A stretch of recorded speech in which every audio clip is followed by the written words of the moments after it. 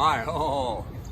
New rules, new strategies, new unbeatable moves. Check this one out. That's what this was built for. Sting7. Power nub. Yeah. Beast idea. Now it has a major purpose. Check it out. Show it.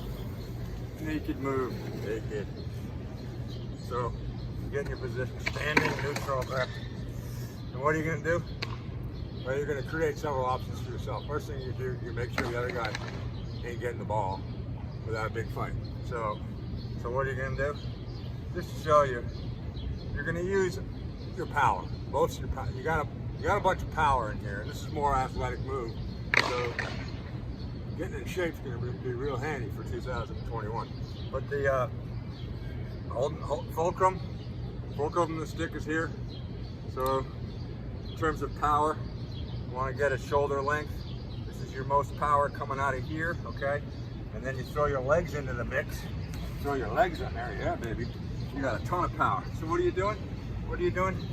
You're moving everything this way, okay? And the Sting7 has an advantage because of this knot. It's called the Underraker, yeah. So you're just gonna move everything this way, and it creates several options. Create an option to pick up the ball. It's gonna create an option to lift his head off of it. So there's no pinch and pop available. There'll be no fast breaks going that way. Fast breaks going that way with this. So what you're doing, I'll show you a couple different ways, but first thing you're doing is from here, pushing it out from underneath. Okay, you have an advantage. This head has an advantage in this. It's 6 inches wide here. This profile is lower than other heads, so it gives you a pinch and pop advantage because the profile is lower due to the 6 inches here. But in this case, it's this notch here and the low scoop that allows you to immediately get under everything once the whistle blows. I mean, if you got faster hands than him, great, just pick it up.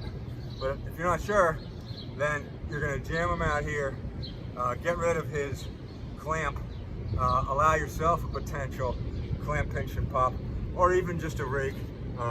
But at any rate, you're completely disrupting any kind of pinch and pop, and it works best with this Sting7 in the under-rake format. So the move is essentially putting all your power, everything you can, into one burst that way, okay? You're bursting that way. Versus other head, what you're able to do is, with the Sting7 and this notch, you see how it's lower? It's already lower because it's 6 inches here, which is the minimum. Some people think it's 6.5, it's actually 6. But you're already lower here, so you're coming off of an advantage with that Sting7. But in this case, it's this part that gets under here.